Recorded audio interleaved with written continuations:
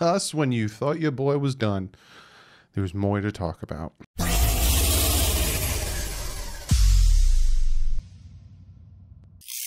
What is up, Finn fans? Yes, I got a little bit of break earlier before the wife got home. Baby took a nap. So I gave you some OTA updates, some Brian Flores, pressers. Now, afterwards, after OTAs, Tua and Gesicki came out, and they said some very interesting things that I want to talk about. So we're going to go over Tua and Gesicki's pressers. But first, I want to talk about the cap space next year. Got a little interesting agreement that happened on that end of the spectrum.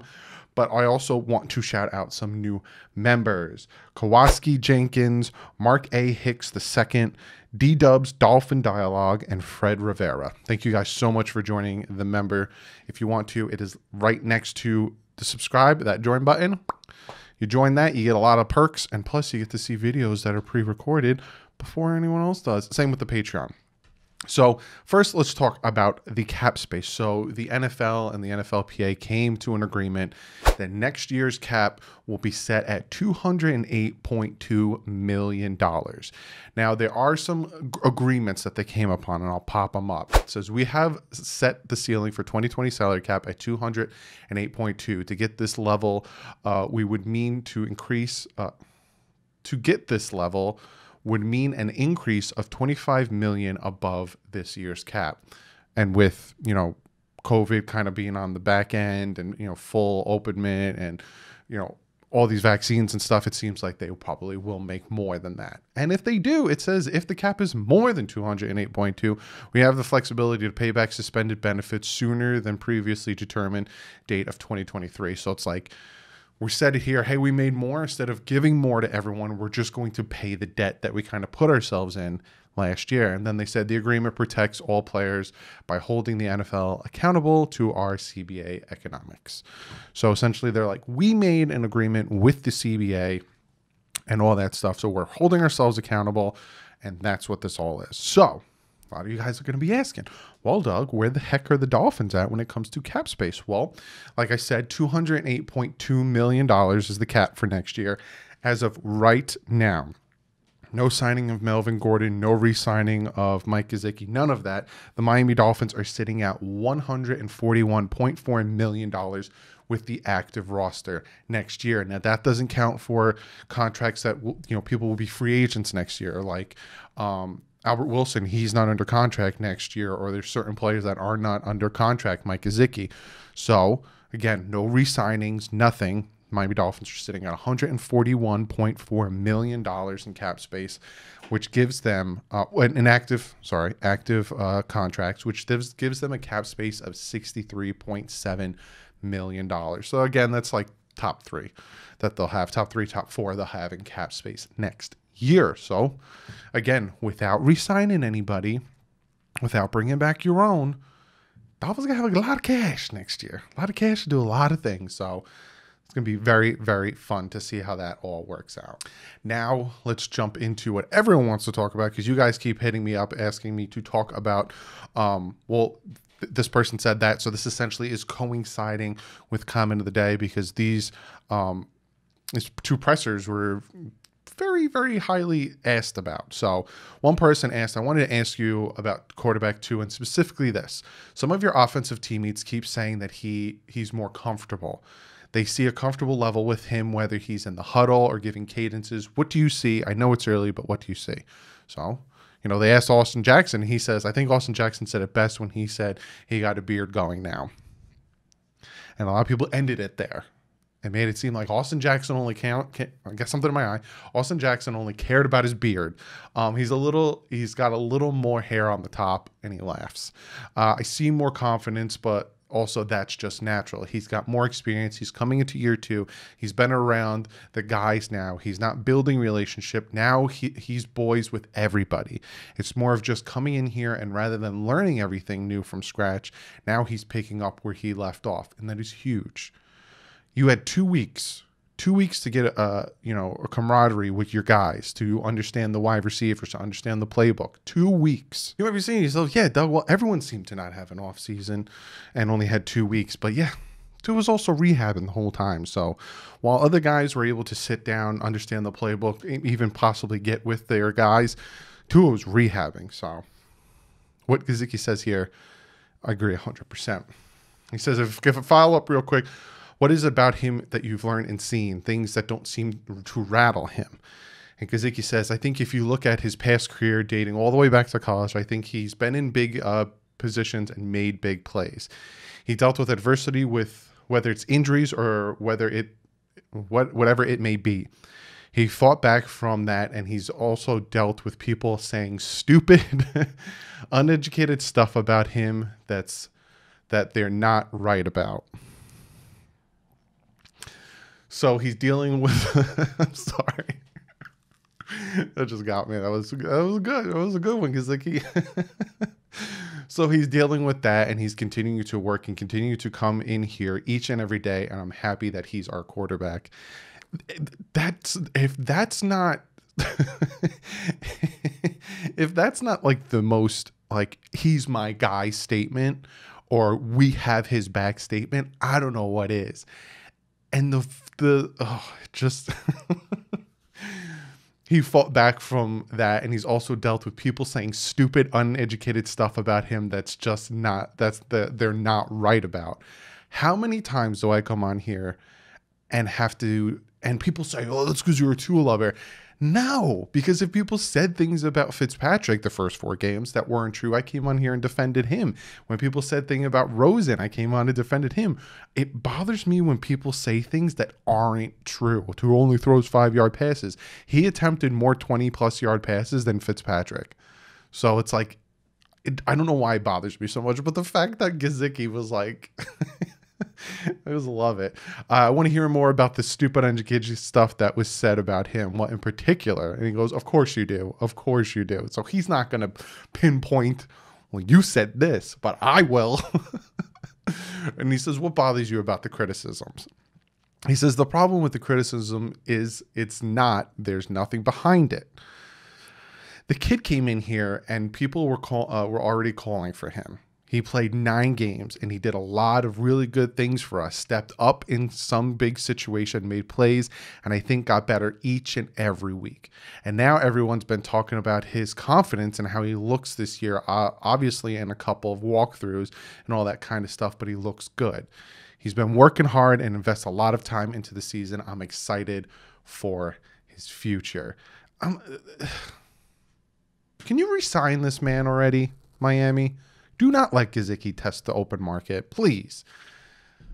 That's the stuff. Gesicki literally is saying word for word the stuff I've been saying all last season and all off season when people are saying Tua's a bust, Tua sucks, Tua this, we got to move on from Tua, we got to do this. He literally in those 2 statements said everything I've been saying all off season.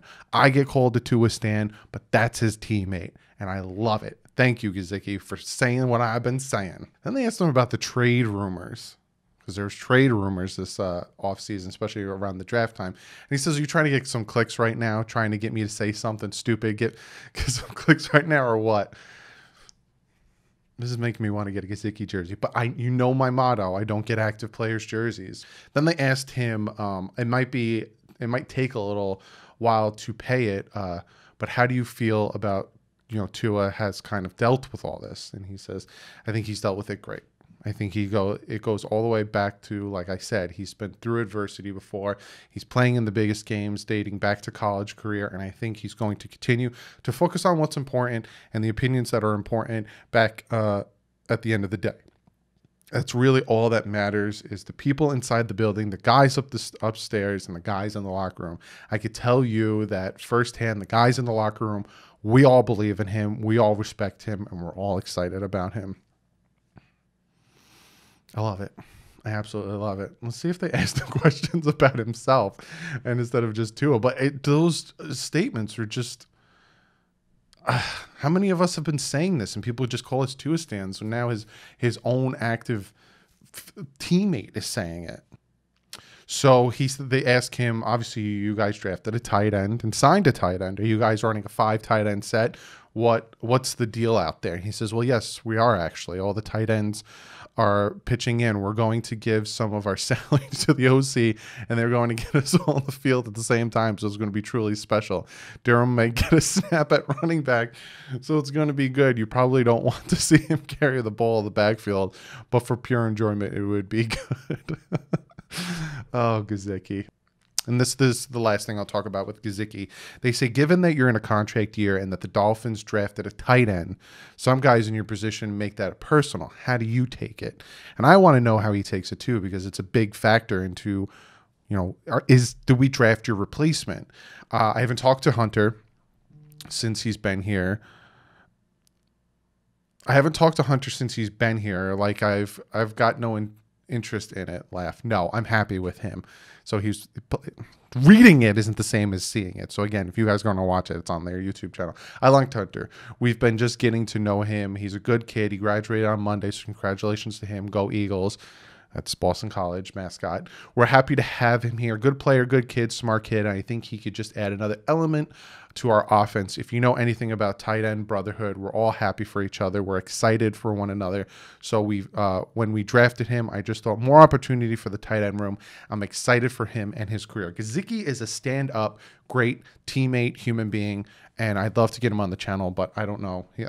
I'd have to wait for the lull in the season to do that, but yeah, if you guys remember when Adam Shaheen caught that touchdown, he went bolting down the sideline to celebrate with him. So there's no animosity there. A lot of us are like scratching our heads. I don't think Long is Gesicki's replacement. I think Long is Durham Smythe's replacement.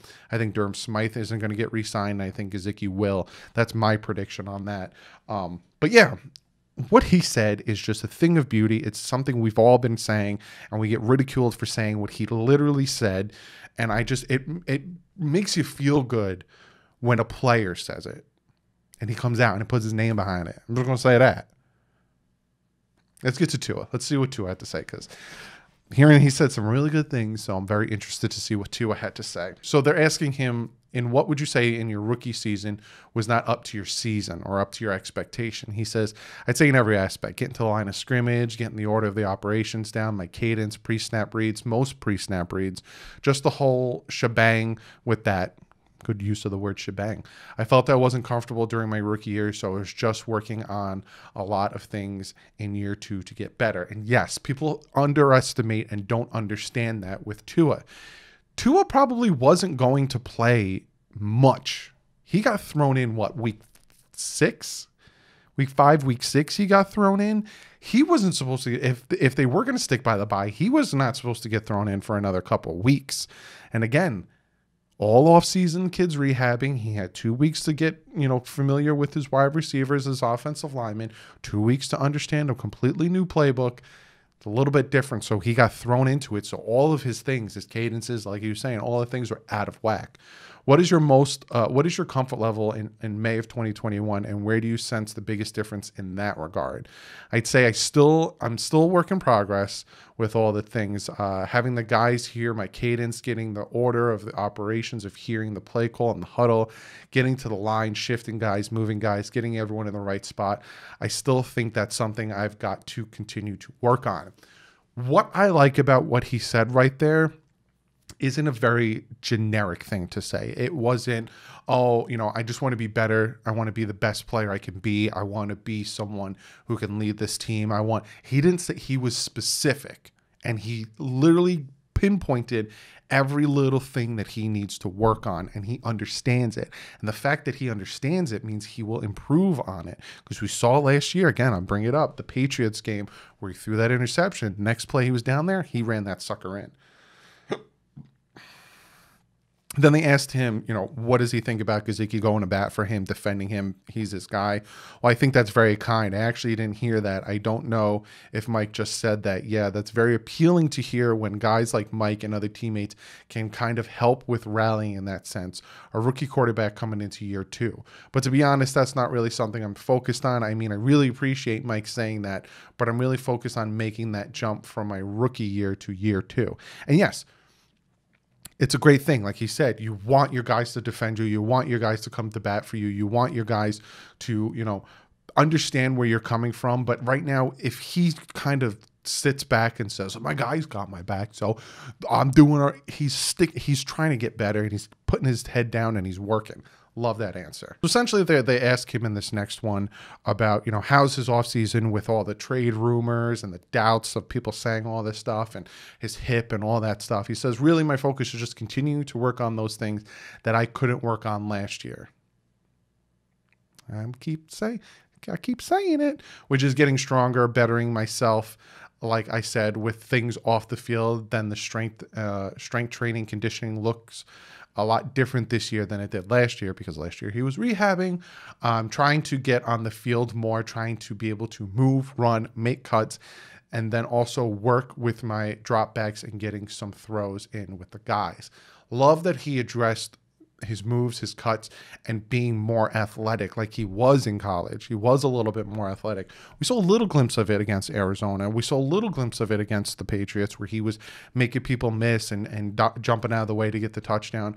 But I like that he addresses that he can work on that now. So they ask him, you've clearly been working out a lot. What areas have you been working on the most in your strength and conditioning? I'd say I focus, I wouldn't say I focus a lot on just one part.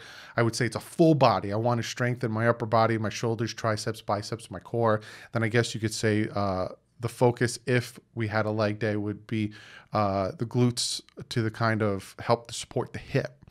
I think my hip feels 10 times better than it did last year, and the confidence level for myself, I feel really confident coming into the second year after that injury 2 years ago. And that's probably the other thing that really affected him when it came to his rookie year, is he was probably constantly thinking about his hip.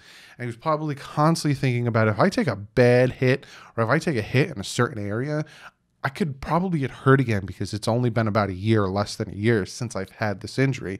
So maybe that did go into his factoring on throwing more under 20-yard passes versus trying to be more of a vert type of quarterback. They even asked him that. Do you think you've been on, you got on the field a little too early? You think this is, having a full year's better advantage? As I said before, you never know you're ready until you actually go out there and kind of showcase that you're ready. I don't think the Dolphins organization would have let me go out there without the medical staff clearing me, without me thinking I would be someone that could be injured if I went out there, kind of contradicting what I just said.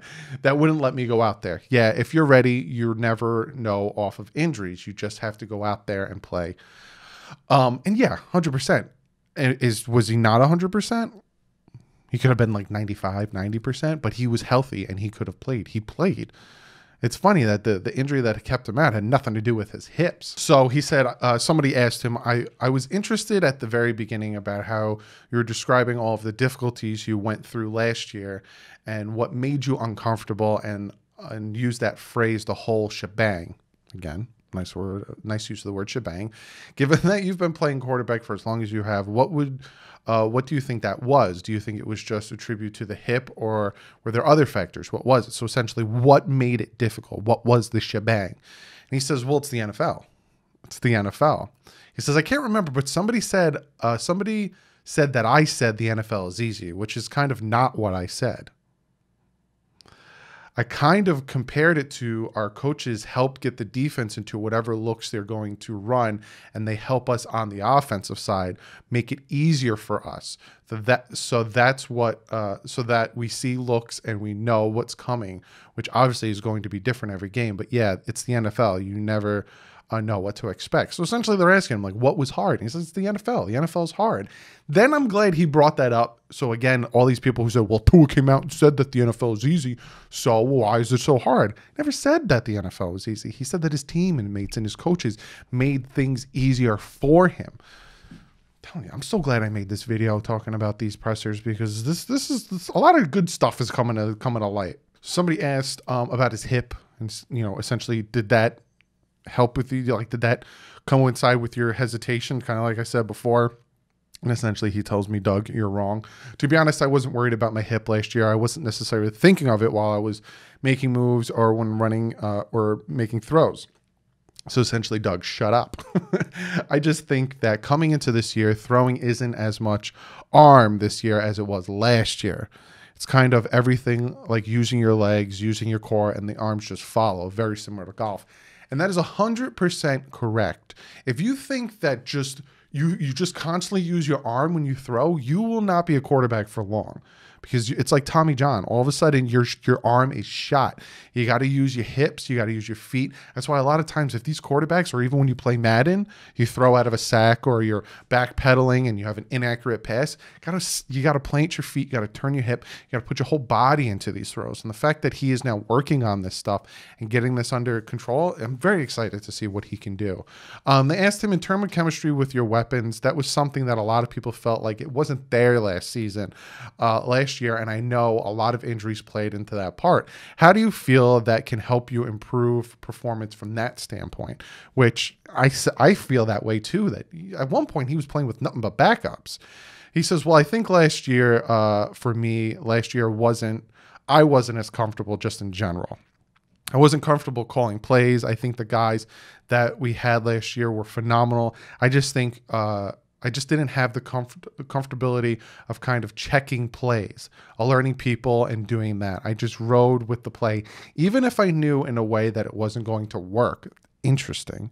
I was going to try to make it work still, but the firepower that we have this year, it's good, but you have to go and get it out to them. If you're able to protect yourself and then get it out to them and have them make plays, then you'll be good. It's very interesting that he talks about, and again, it goes back to what I was saying about he doesn't trust himself and he doesn't trust up here, and he needs to get back to trusting himself because he wasn't comfortable with himself. He wasn't comfortable with the knowledge. He wasn't comfortable with the whole situation. So instead of, getting a play for, a run to the right, and he sees that they have a blitz coming that way, or he sees they shifted that way and I should shift it, change it to a different direction or audible it to slants or whatever, he would just be like, well, they know better than me, so let me just... So it's very interesting he says that. Then they say, so you're saying that there were instances last year where you were executing plays that you didn't feel comfortable with, and you didn't feel comfortable checking into other plays, checking out of those plays and into other plays. And he says, actually what I'm saying is that I didn't actually know the playbook necessarily really, really good. And that's on no one else's fault but my fault. Our play calls were simple when I was in. I didn't have alerts and checks, whereas now, feeling more comfortable, I can kind of maneuver my way through things now. And that's very interesting. Very, very, very interesting. And I love that he owned up to it. I absolutely love that he owned up to it, saying, I wasn't comfortable with the playbook. So it's not even like I could have been like, oh, they're sending a blitz off this edge, I'm going to audible and do hand motions to my wide receivers, tap my helmet, tell them, different things, and completely take control of that offense. And I think that is why, and a lot of us were saying this last season, that is why when Fitz was in, you saw something, and when Tua was in, you saw something different. Tua had 2 weeks to learn an offense that Fitz was in for 5 years. So Fitz was shifting and calling plays and making audibles, where Tua didn't necessarily understand it nor have a full grasp on it, because he even said, I didn't actually know the playbook necessarily really, really good. So he understood it, and they gave him simplified formula of the playbook, but not as much as Fitz. So a lot of people want to compare Tua to Fitz, which is unfair. It's two different styles, two different types of quarterbacks, two different, experiences. But I love that he came out and he said that. And in both of these press conferences, I love the openness. I love how Gesicki has his guys back, whether it's, Long that they brought in. I almost said Jake Long. Long that they brought in, he's not throwing him to the wayside saying, screw this kid. And he's defending Tua. And I love that Tua's not only, I thank you, Mike, but I'm good, man. I'm good. And I like that. I like that he's also coming out and owning up. I got to do better with my cadences. Got to do better with my checkdowns. Got to do better with my pre-snap reads. I love that, because if he understands it, it means he's going to get better at it because he knows what to fix. Sometimes quarterbacks going into the offseason, they don't know what to fix. Oh, I'm fine. It's just this, or I'm fine. He understands it. So very, very happy. I'm very happy I made this second video, because these two press conferences were really good. I didn't talk about everything they said, so if you guys want, go to the Miami Dolphins YouTube channel. They also talked to Zach Seiler. you could see everything that him, Gesicki and Tua said, because like I said, I didn't talk about everything, but just things I thought were important, and you can see what Zach Seiler had to say. But that is the video. I hope you guys enjoyed it. Comment below, what are your thoughts on what Gesicki and Tua had to say? What is your thoughts on the cap space that we're going to potentially have next year? Be sure to comment below. Friday, like I said, is going to be the reaction video that I got planned for you guys, and then I think Monday is going to be the tight end camp battle. So we've got a lot of tight ends to talk about, so it's going to be very interesting. But on that, be sure to check out Patch Vibes. Use the promo code DDW. Get yourself 20% off of really good stuff from patches, pins, t-shirts, all that good stuff. Check out Miami Sports Music. Great YouTube channel. Great website. Ton of podcasts. You could see it. It's popped up. Go check it out. But other than that, guys, I'll see you Friday. But like usual, stay classy. Fins up.